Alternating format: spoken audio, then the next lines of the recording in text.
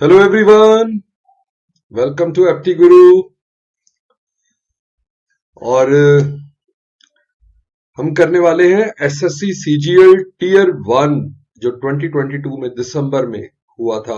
Right, tier one हुआ था, उसका 8 दिसंबर 2022 का शिफ्ट वन का पेपर डिस्कस कर रहे हैं। उसमें मैं सारे सेक्शन डिस्कस कर रहा हूं, ये क्वांट का सेक्शन अभी डिस्कस करेंगे। ओके, तो चलो देखते हैं।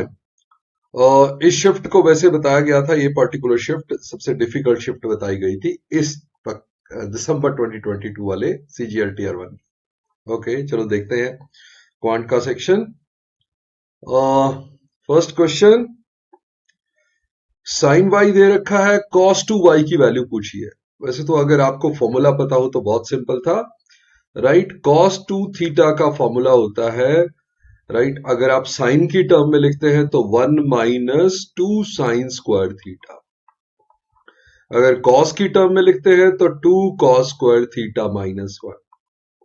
Otherwise cos square theta minus sine square theta. Right, इनमें से कोई भी फॉर्मूला यूज कर सकते हैं। अभी क्योंकि मेरे पास कॉस टू वाई की वैल्यू बतानी है और साइन वाई पता है, तो मैं सीधा कहूंगा 1 माइनस 2।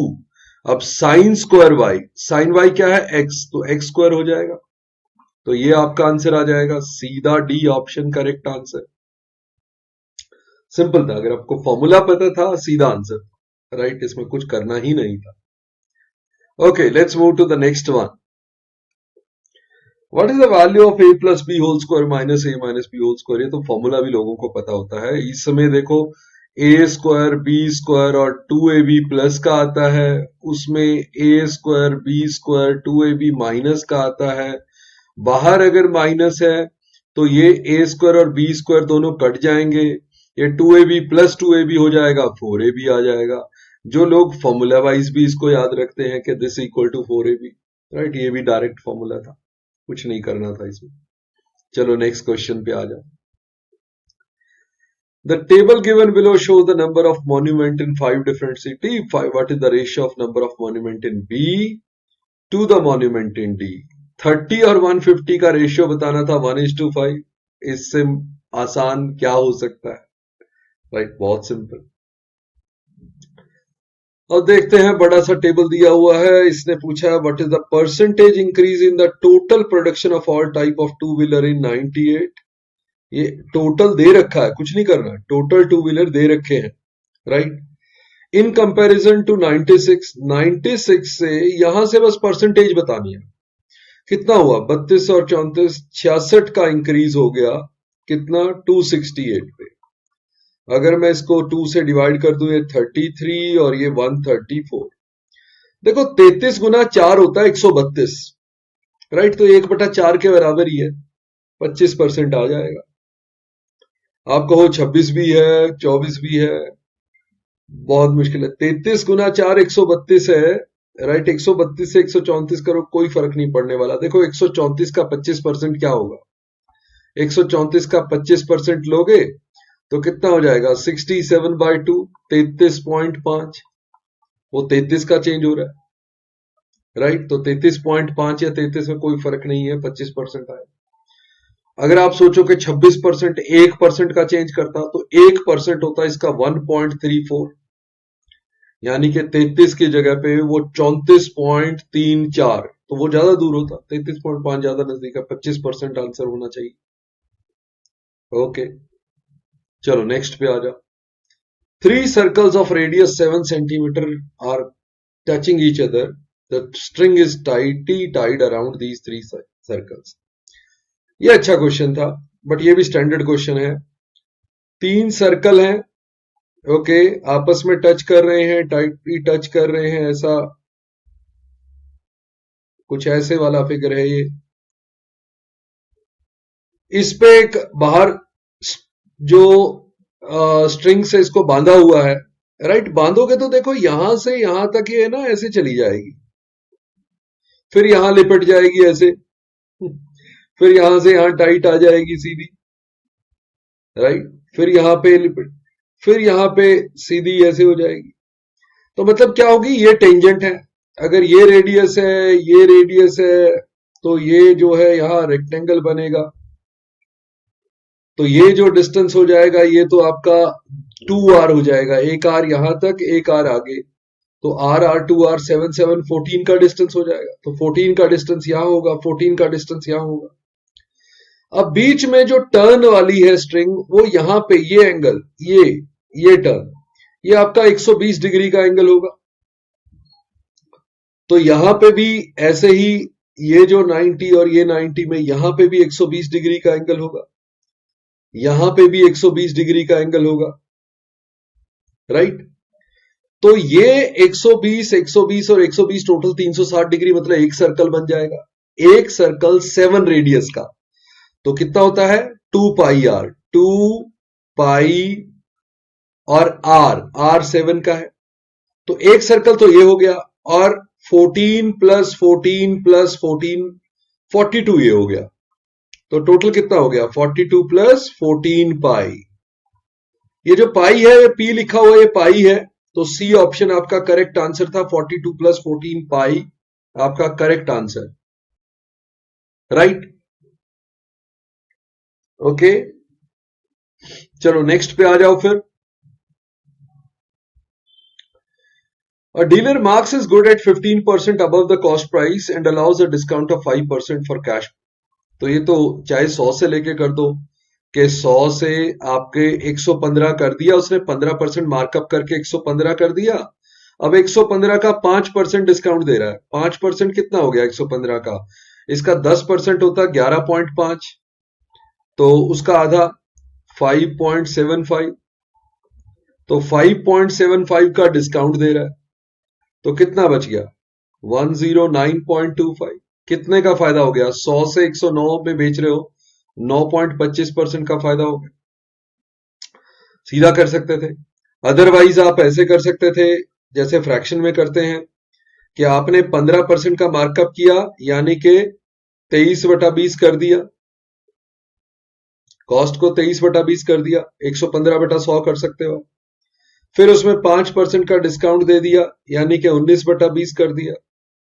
तो आपकी कॉस्ट 400 अगर है, तो सेलिंग प्राइस कितनी हुई 19, ये 57 7 5 38 और 5 43, यानी 37 का प्रॉफिट 400 पे, 100 पे कितने का होगा 37/4, इतने का प्रॉफिट हो जाएगा, राइट। तो जैसे मर्जी कर सकते हो, आपकी मर्जी है। नेक्स्ट पे आ जाओ। What is the area of the curved surface of a right circular cylinder, right circular cone? कोन का कर्व्ड सरफेस एरिया क्या होता है, कोन का होता है पाई आर एल। मुझे दे रखा हाइट दे रखी है, एल दे रखी है। देखो कोन अगर है तो उसमें अगर आपके पास एल है 10 और स्ट्रेट वर्टिकल हाइट है 8, तो रेडियस हो गया 6, पाइथागोरस 6 8 10, राइट। तो रेडियस आपको पता है पाई आर रेडियस और एल 10, 60 पाई आ गया आपका, 60 पाई मीटर स्क्वायर आपका कर्व्ड सरफेस एरिया आ गया। बहुत ही सिंपल क्वेश्चन था, राइट। पाई आर एल सीधा ही आंसर आ रहा, ठीक है, इससे आसान नहीं हो सकता मुझे लगता है। चलो नेक्स्ट, अगर फॉर्मूला पता हो तो। Now Y's total production is what percentage of Z's total production? Y की total production देखो 18, 13, 31, 31 एंड 25 यहां से ले लो, राइट। 31 एंड 25 56, तो Y की टोटल तो है 56। Z की टोटल देखो 15, ये 30 हो गया 45, 54 64। मुझे बताना है Y की production as a percentage of Z की प्रोडक्शन, 8 इंटू 7 8 इंटू 8, 7/8 कितना होता है 87.5%। ये तो स्टैंडर्ड फिगर है 7/8, राइट। 7/8 इज 87.5%, पहले ही पता है हमें। बहुत बढ़िया, बहुत ही आसान था। चलो नेक्स्ट पे आ जाओ। Triangle ABC P and Q और points on A B and B C, A B and B C. चलो ऐसा कर लेते हैं, बी ऊपर ले लेते हैं, ये ए बी और ये B C. Okay, A B और बी सी हो गया ना, दोनों पे पी और क्यू पॉइंट ले लिए, पी और क्यू। ये बता रखा है कि पी क्यू जो है एसी के पैरेलल है।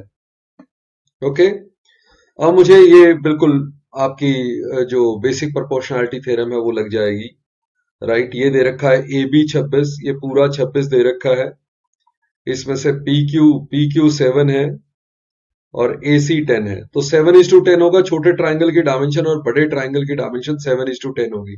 मतलब यहां पे ये 7x आएगी, तो यहां पे 3x आएगी, राइट, क्योंकि बड़े ट्राइंगल की जो डायमेंशन। तो मुझे एपी बताना है, एपी बताना है, 3/10 लगा लो, 26 का 3/10, तो कितना हो गया 78/10, 7.8, राइट। बहुत ही आसान हो गया ये भी।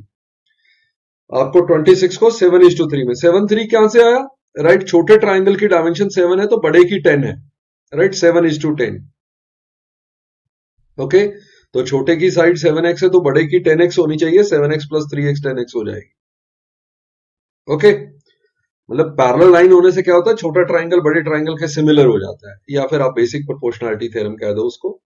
Okay, a shopkeeper advertises for selling clothes at 7% loss. However, by using a false scale of length 1 meter, actually gains 24%. तो देखो, शॉपकीपर ने पहले तो कहा कि 7% लॉस पे बेच रहा है, चलो लॉस पे, उसकी मतलब 93 पे बेच रहा है 100 वाली चीज को, तो 7% का लॉस हो रहा है। पर साथ में वो क्या कर रहा है, जो 1 मीटर जो होता है 100 सेंटीमीटर के पैसे ले रहा है, उसको पता नहीं कितना दे रहा है, राइट। उसकी जगह कितना दे रहा है, एक्चुअल लेंथ कितनी दे रहा है ये नहीं पता, ये बतानी है हमें एक्चुअल लेंथ कितनी दे रहा है, ताकि उसे नेट जो है वो 24% का फायदा हो रहा है, राइट। 24% का फायदा हो रहा है, मतलब 100 की चीज को 124 में बेच रहा है।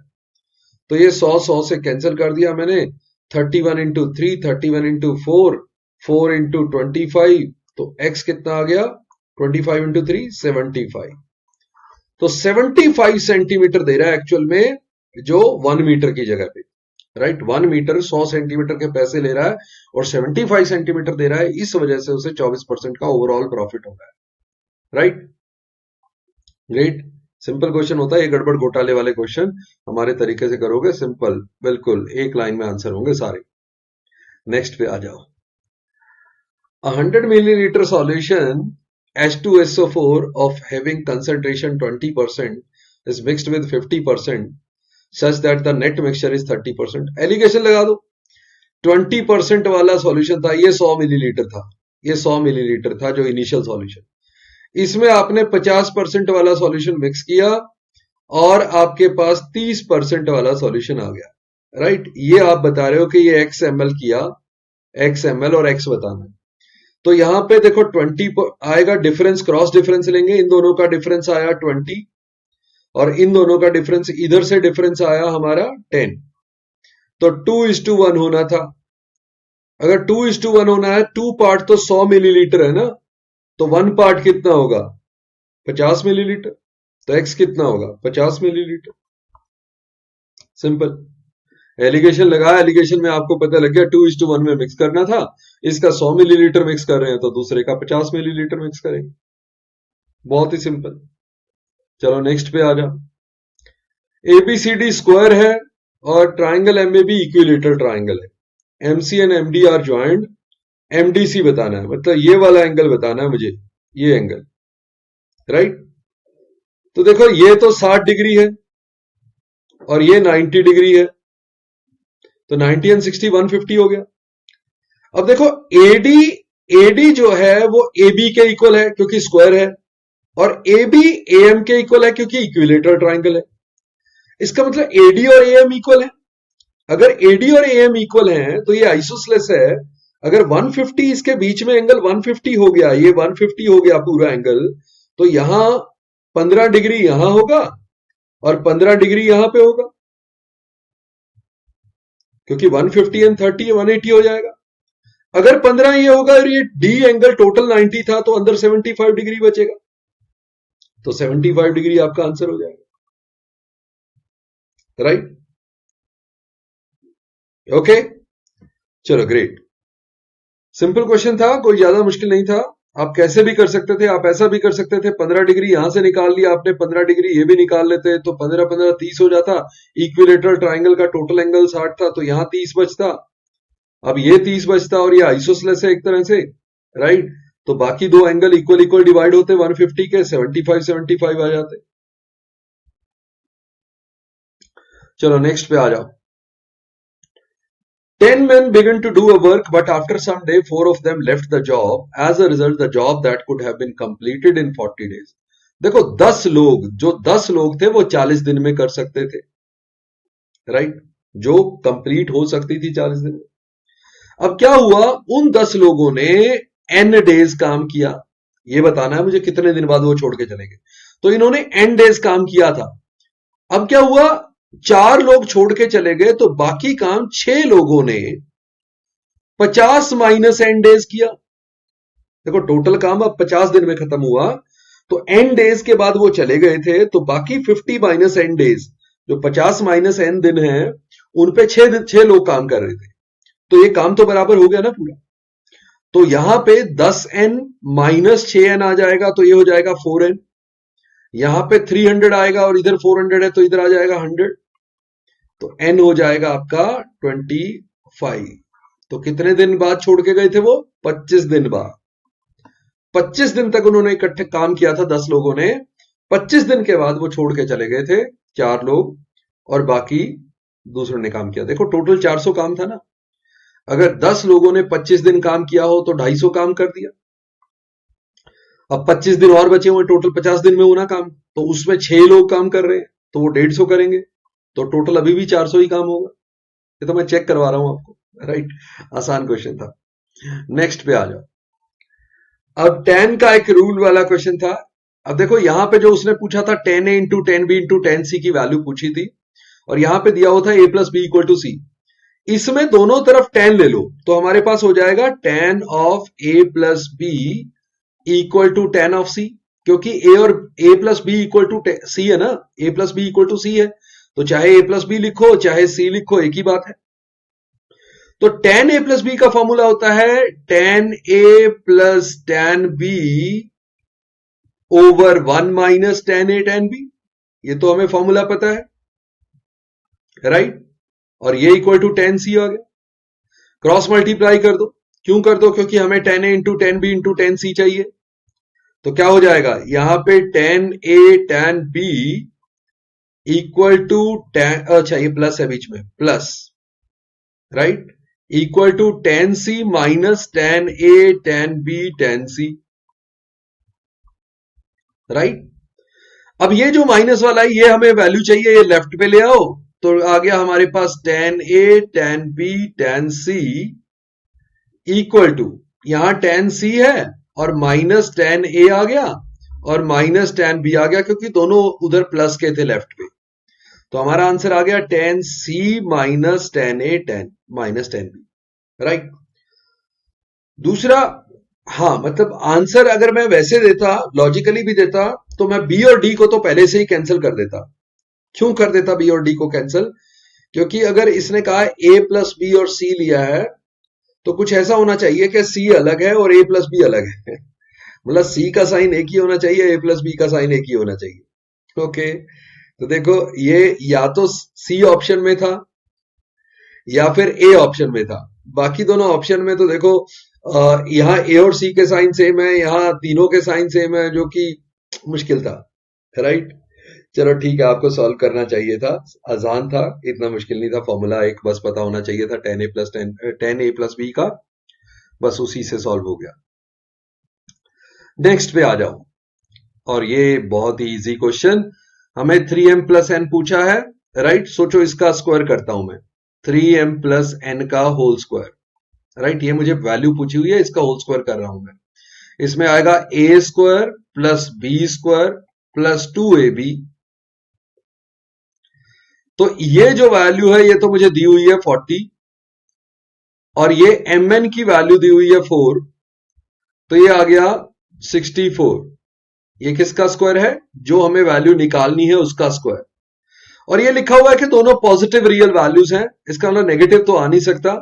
सो 3m प्लस एन 8 ही आएगा, राइट, 8 आएगा, क्योंकि स्क्वायर 64 है, तो वैल्यू 8 आएगी, नेगेटिव नहीं आ सकती क्योंकि m और n दोनों ही पॉजिटिव रियल वैल्यूज हैं, तो 3m प्लस n जो है पॉजिटिव ही आएगा, नेगेटिव 8 नहीं ले सकते।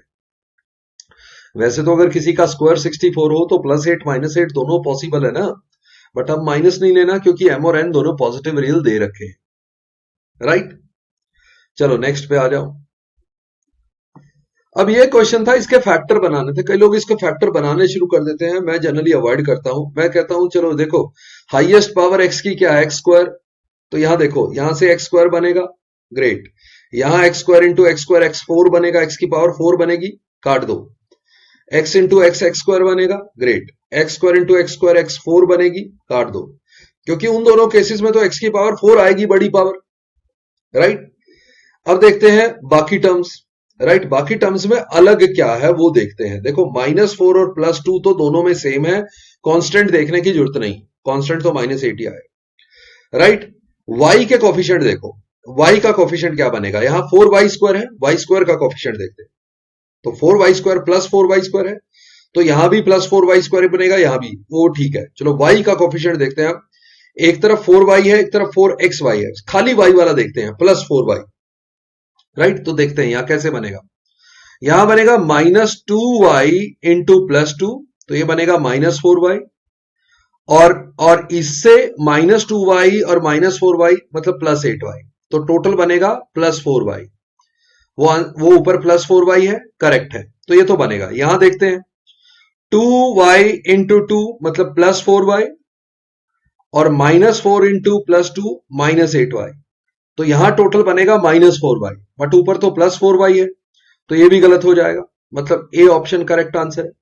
अब किसी भी जो एक्स की पावर है, वाई की पावर, उनके कोफिशिएंट देख लो, टोटल कोफिशिएंट कितना बनेगा उसको चेक करते जाओ, राइट, और एलिमिनेट करते जाओ ऑप्शंस को एक एक करके। जैसे वाई का कोफिशिएंट कहां आ सकता है, राइट, वाई की टर्म हो और कांस्टेंट से मल्टीप्लाई हो, बस तभी बनेगा, वरना y की टर्म को x से मल्टीप्लाई करोगे xy आ जाएगा, y की टर्म को y से मल्टीप्लाई करोगे y² आ जाएगा, y की टर्म को कांस्टेंट से मल्टीप्लाई करना पड़ेगा, तो -2y को +2 से या -2y को -4 से, मतलब एक के y को दूसरे के कांस्टेंट से मल्टीप्लाई करके y का कोफिशिएंट लेना है, कितना आएगा, ओके। तो A option is the only possibility, right. तो यहां पे ए ऑप्शन करेक्ट आंसर आएगा। नेक्स्ट पे चलते हैं, HCF ऑफ 3 नंबर्स, कितना आसान क्वेश्चन दिया हुआ था, तीनों नंबर के लास्ट डिजिट 5 है, तो 5 तो होना ही चाहिए ना, हाईएस्ट कॉमन फैक्टर 5 के बिना कैसे हो जाएगा, राइट, बाकी सब तो 5 के मल्टीपल ही नहीं है, तो हाईएस्ट कॉमन फैक्टर लेना, उसमें 5 तो आएगा ही जब सबका लास्ट डिजिट 5 है, राइट। ये सुपर डुपर इजी क्वेश्चन था। चलो नेक्स्ट पे आ जाओ। A number when divided by 221 leaves a remainder 30. If the same number is divided by 13, the remainder will be. मैंने पहले भी बता रखा है कई बार कि क्वेश्चन सॉल्व भी तब हो सकता है जब पहले वाला जो डिवाइजर दिया हुआ है और दूसरा नया डिवाइजर पहले वाले डिवाइजर का फैक्टर हो, तभी सॉल्व हो सकता, नहीं तो सॉल्व नहीं हो सकता, राइट। अब कैन नॉट बी डिटरमाइंड तो आंसर में है नहीं, तो सॉल्व तो होना है, तो इसका मतलब वो मत देखो 221 का 13 पक्का फैक्टर होगा, और 13 इंटू 17 होता है 221, राइट। तो इसका मतलब आंसर देने के लिए आप सीधा पहले वाले रिमाइंडर को दूसरे डिवाइजर से डिवाइड कर दो, वहां से रिमाइंडर आ जाएगा। 30 का 13 से रिमाइंडर होता है 4, 13 को जब 13 से डिवाइड करोगे 13 इंटू 226, 4 बचेगा, 4 आंसर, राइट। एक्चुअली क्या था, ये नंबर था पहले 221 से डिवाइड करोगे तो रिमाइंडर 30 बचता है, अब इसको 13 से डिवाइड कर रहे हो, अब 221 13 का मल्टीपल है, तो यहां से रिमाइंडर 0 आ जाएगा। Any multiple of 221 will also be a multiple of 13, 0 remainder, तो 30 का 13 से रिमाइंडर 4 आएगा, 0 + 4 4 आंसर आ जाएगा, राइट, ओके। चलो नेक्स्ट पे आ जाओ। What was the total number of accountants working in the organization in the year 2019? Accountants, देखो 19 है, यहां कंपनी स्टार्ट हुई थी 15 में, तो 19 तक कितने ज्वाइन हुए टोटल और कितने छोड़ के गए वो माइनस कर दो, तो टोटल नंबर आ जाएंगे इस टाइम पे 2019 में कितने अकाउंटेंट हैं। चलो उसमें से भी हम ऐसा करते हैं, 26 में से 16 माइनस करोगे तो 10 बचेगा, 35 में से 38 माइनस करोगे -3 हो जाएगा, तो -3 यहां पे आ गया या 3 यहां बच गया, राइट। तो 15 में से 5 और 3 8 निकाल दो तो 7 यहां बच गए, राइट। 20 और 7 27 में से 24 निकाल दो 3 बच गए, कितने हो गए 10 3 13 और 14, 13 और 14 27, 27 बच गए। तो 27 आपके होंगे 2019 में अकाउंटेंट्स आपके, क्योंकि जितने भी ज्वाइन किए हैं और जितने छोड़ के गए हैं वो माइनस कर दो। टोटल तो बिल्कुल इनसेट फाउंडेशन दिया हुआ है, फाउंडेशन ऑफ द ऑर्गेनाइजेशन इन 2015। तो 2015 फाउंडेशन से लेके आप तक टोटल अकाउंटेंट इतने ज्वाइन किए और इतने छोड़ के गए हैं, माइनस कर दो, अपने आप आ जाएगा। बस आपको माइनस करना था, simple. Okay, next one. In an election between two candidates, a candidate who gets 76% of the total votes polled is elected by a majority of 1480. देखो, अगर विनर को 76% वोट मिली हो तो लूजर को कितनी मिली होंगी? दो ही कैंडिडेट है, राइट, 24% मिली होंगी। जीता कितने से होगा? मार्जिन कितना होगा? 52% ऑफ द टोटल। तो टोटल वोट्स का 52% इज गिवन एज 1480। इसने कहा इंटीग्रल पार्ट ओनली, यानी कि जो वैल्यू है इंटीजर में नहीं दी हुई है, अप्रोक्सीमेट परसेंटेज दिए हुए हैं, राइट। तो इसका मतलब क्या हुआ?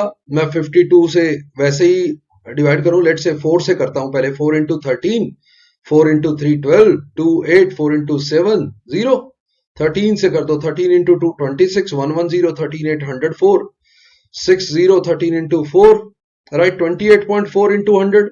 तो x कितना आएगा? 2840 टाइप्स। मैंने एक डेसिमल तक लिया था, तो सी ऑप्शन होनी चाहिए आपकी करेक्ट आंसर, राइट। दूसरा डेसिमल पॉइंट भी ले लेते ना, दूसरा डेसिमल पॉइंट लेते इंटू 100 करते, आपका वो पॉइंट हट जाता सेकंड डेसिमल पॉइंट तक, तो पूरा 2846 आ जाता। हमने 28.4 देखा, चॉइसेस में अपने आप क्लियर हो जाता है 2840 करेक्ट आंसर, राइट। चलो नेक्स्ट पे आ जाओ। अब ये क्वेश्चन दिखने में डरावना सा बनाया, क्वेश्चन बड़ा आसान था। क्यों? एक्स स्क्वायर बाय 8 स्क्वायर लिखा हुआ। अब देखो एक्स ये है, तो एक्स का स्क्वायर क्या होगा? बस स्क्वायर सोचो, 8 स्क्वायर और इधर sine theta plus cos theta का स्क्वायर, बस ऐसे ही लिख लेता हूं मैं। आप इकट्ठा कर सकते थे स्क्वायर। अब 8 स्क्वायर को नीचे डाल दो, तो एक्स स्क्वायर बाय 8 स्क्वायर की वैल्यू तो यही है ना। ऐसे ही अगर मैं वाई स्क्वायर करूं तो ये हो जाएगा, और 9 स्क्वायर को इधर ले आऊं तो वाई स्क्वायर बाय 9 स्क्वायर की वैल्यू ये है। तो एक्स स्क्वायर बाय 8 स्क्वायर की वैल्यू ये है, इनको ऐड करना है। तो इनको ऐड करोगे तो इसमें भी sine square theta plus cos square theta आएगा, इसमें भी sine square theta plus cos square theta आएगा। देखो मैं लिख के दिखा देता हूं, इसमें आएगा sine square theta plus cos square theta plus 2 sine theta cos theta, और वो जो ऐड करना है दूसरे में आएगा sine square theta plus cos square theta minus 2 sine theta cos theta. तो जब ऐड करेंगे ये तो कट जाएगा, और ये वन टोटल 2 आ जाएगा, मतलब 2 आंसर होगा आपका, राइट। तो ये बहुत ही आसान क्वेश्चन था, वैसे दिखने में ऐसा लग रहा था पता नहीं क्या पूछ लिया। चलो नेक्स्ट पे आ। AB is the diameter of the circle, बनाते जाते हैं साथ में। चलो सर्कल एक बनाने की कोशिश करते हैं, दोबारा बना लेते हैं, अच्छा नहीं बना। चलो ऐसा कुछ बना लेते हैं। ये AB आपका डायमीटर है, O सेंटर है। If P be the point on the circle such that AOP is 110। अच्छा यहां पे ले लेते हैं एक, ये P, ये AOP एंगल 110 डिग्री बन गया। Then measure of angle OBP, ये OBP तो ये बन गया, ये तो सेम 55 आ गया। क्यों आ गया? क्योंकि AP आर्क सेंटर पे एंगल अगर 110 बना रही है तो सेम आर्क सरकमफेरेंस पे जो एंगल बना रही है वो ABP है, जो OBP बोल रहा है वो ABP सेम है, तो वो हाफ एंगल होगा, राइट। सेंटर पे अगर 110 बन रहा है तो सरकमफेरेंस पे 55 बनेगा, तो 55 आपका सीधा आंसर। सेंटर पे अगर 110 बना रहे हैं तो सरकमफेरेंस पे 55 ही बनेगा। ओके ग्रेट, चलो नेक्स्ट पे आ जाओ। A is chasing B in the same interval of time. A jumps 8 times while B jumps 6 times, but the distance covered by A in 7 jumps. ये वो डॉग और हेयर वाले क्वेश्चन है, dog और रैबिट, राइट। वो होते थे ना कि डॉग के लीप्स तो इतने हैं, हेयर के लीप्स इतने हैं, राइट, कुछ ऐसा ही।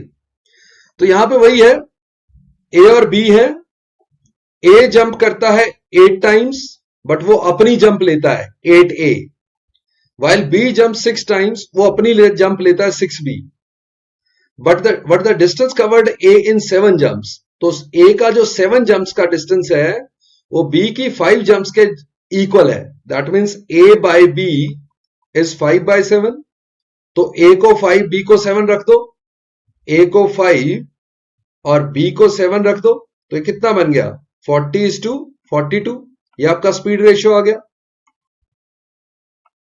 तो 20 और 21 का स्पीड रेशियो आ गया।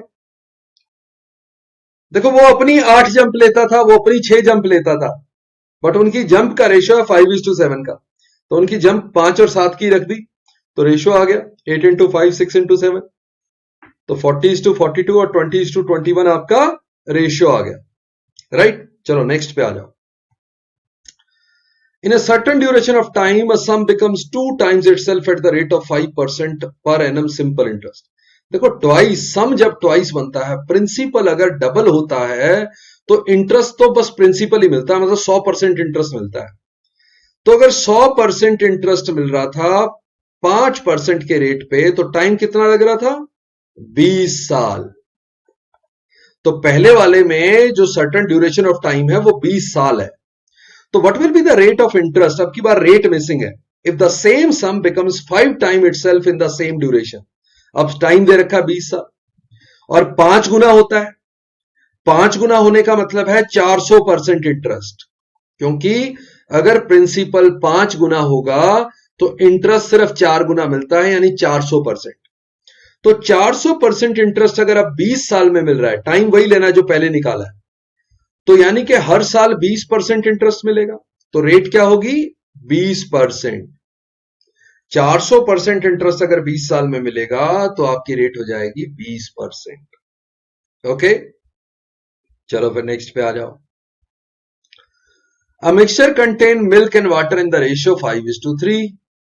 On adding 7 liter of water, the ratio of milk to water becomes 1:2. Right, कई तरीके हैं इसको करने के। एक सिंपल तरीका है कि मिल्क और वाटर तो 5:3 थे, आपने तो वाटर मिलाया था ना 7 लीटर, आपने वाटर मिलाया था तो मिल्क तो सेम रहना चाहिए, बट मिल्क और वाटर का रेशियो 1:2 हो गया, यानी कि अगर 5 मिल्क है तो 10 वाटर हो गया 1:2। राइट, तो 10 हुआ, देखो 3 था 10 हो गया, तो 7 यूनिट मिलाया, और 7 यूनिट अगर 7 लीटर है तो क्वांटिटी ऑफ मिल्क कितना था 5 यूनिट, वो 5 लीटर होगा।